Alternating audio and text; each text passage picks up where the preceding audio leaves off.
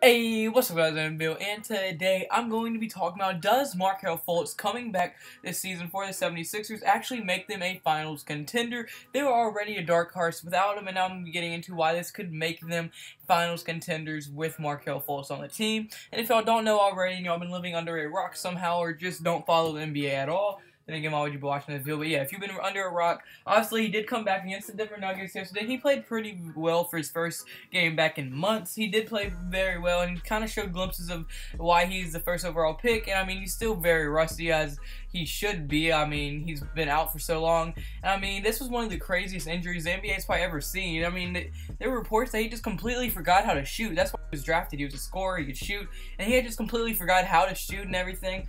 So yeah, that was a very crazy story, but he's finally back, so I'm going to be getting into how this could make them contenders. So without further ado, without me rambling on too much, let's get right into this video. So as many of y'all know, Markel Fultz has been inactive ever since October, and I mean, y'all might think that's a pretty bad thing because of how rusty he is, but I mean, it'll probably take him about a month to shake off all the rust, but just think, once he does shake off all that rust, it's probably going to work out in his advantage because he's going to have the freshest legs out of anyone in the playoffs for sure, undoubtedly, and he will definitely have the best legs out of any rookie. And the big reason why it's so important to have fresh legs as a rookie going into the playoffs is because most rookies have played the whole year, like Kyle Kuzma, who else? Jason Tatum, a couple other rookies like Larry Market. They are all still playing pretty well, but I mean, they hit a huge rookie wall and they just completely kind of slowed down from what they were doing in the first half.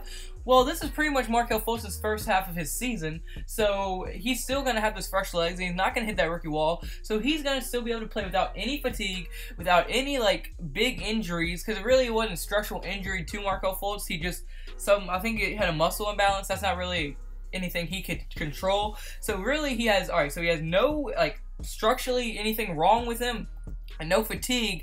That is going to be huge for them, especially when he's coming off the bench. And speaking of him coming off the bench, my second reason is that he will add very, very nice depth to the point guard position. Because if you don't know what I mean, most likely, just because of how successful they've been with Ben Simmons running the point guard, they don't want to mess anything up with that. So they'll probably keep Ben Simmons at the point guard and just let Markel Fultz come off the bench, especially since he's still coming back and kind of getting off that, shaking off all that rust. So he probably won't end up starting this year, maybe next year, but he probably won't start this year. So I mean, him coming off the bench will be absolutely huge because, as you know, Ben Simmons is already one of the best point guards in the league, and you can't guard him. Like, I mean, when he drives, he's like LeBron driving. You're just not going to get in front of him and guard him. It's either he misses or he's going to make the shot. And he's also very good on defense, so I mean, Ben Simmons is going to wear you down. But then if you have another starting caliber point guard off your bench in Markel Fultz, who's supposed to be one of the best offensive players in the league one day, almost no backup point guard can guard that. I mean, if Markel Fultz can just get 10 points per game and 3 assists per game off the bench and be that, like, spark and be able to have someone to run that offense through, that would be huge. I mean, TJ McConnell is not bad, don't get me wrong, but Markel Fultz, the #1 overall pick, coming off your bench, and if he can just get that 10 points per game, that can literally change a game. I mean, if your bench is productive, a bench is probably the most important part. If you don't have a bench, your team is probably going to be awful, or they're not going to be finals contenders. Just look at teams like the Pelicans. Their starting lineup isn't that bad, but you go to their bench is literally terrible. It is like a G League team out there. So, I mean, yeah, they're decent because they have Anthony Davis and DeMarcus Cousins, but I mean, they really don't have anything else after that. After the starting lineup, it goes to complete ass. Like, it's crazy. So, I mean, having Markel Fultz off the 76ers bench is going to be absolutely huge for him.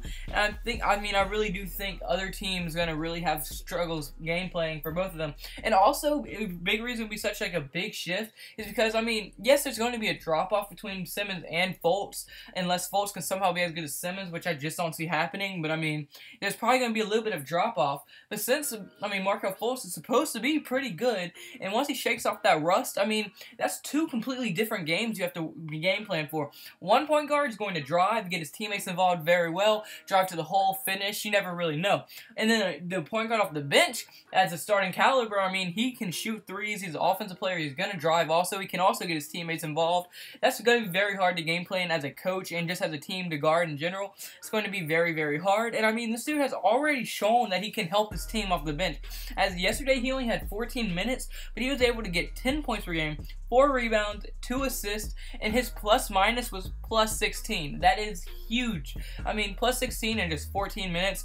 I mean, in 10 points in 14 minutes is very, very good, and he's actually showing ability to rebound with 4 rebounds.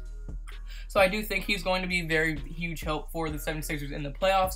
But now my third reason is that, I mean, they're in the East. Let's be honest, the East is much easier than the West. The West is so compact, you really don't know who's going to make the playoffs yet in the West.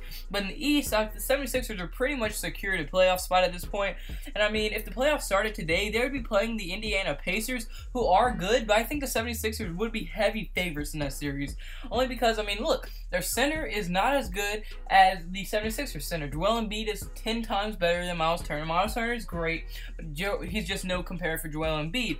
Victor Oladipo, I mean, he's good, but he's not better than Ben Simmons.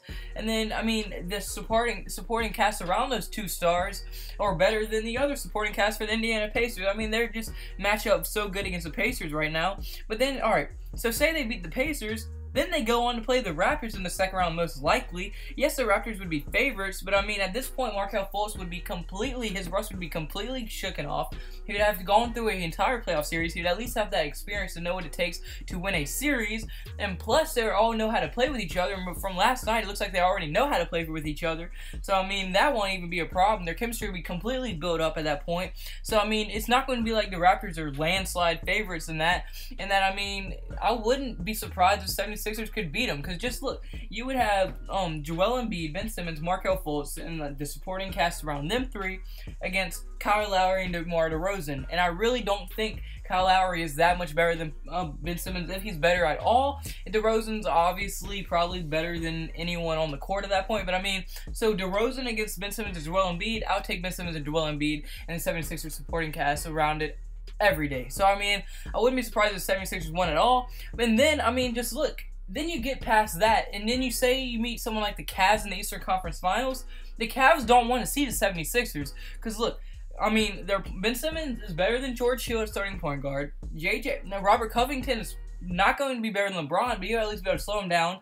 Kevin Love is not going to have an answer for Joel Embiid down there, but neither is Joel Embiid for Kevin Love on the perimeter, so that's going to match up. So, I mean, it's a very even matchup, even in the Eastern Conference Finals. So, they have a chance to go all the way in this, like, playoffs like this year. I mean, the East is not very sure who's going to make it out of that. I think it would be the Cavs, but I'm not sure. I wouldn't be surprised if the 76ers make it.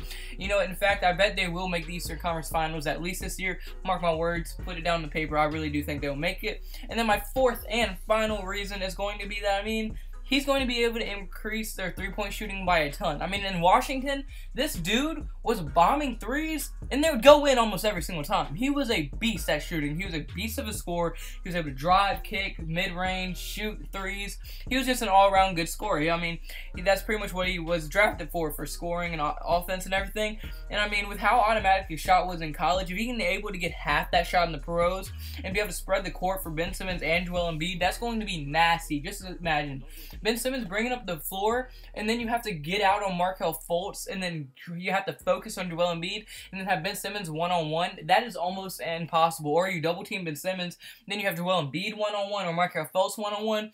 It's pretty much pick your poison at that point, and their team would just be like, it just complements each other so much. Like, it's crazy how much that team complements each other, and the 76ers did a great job in drafting this team. But yeah, guys, unfortunately, guys, that's going to be it for this video. So comment below, do you think Markel Fultz coming back does make them contenders?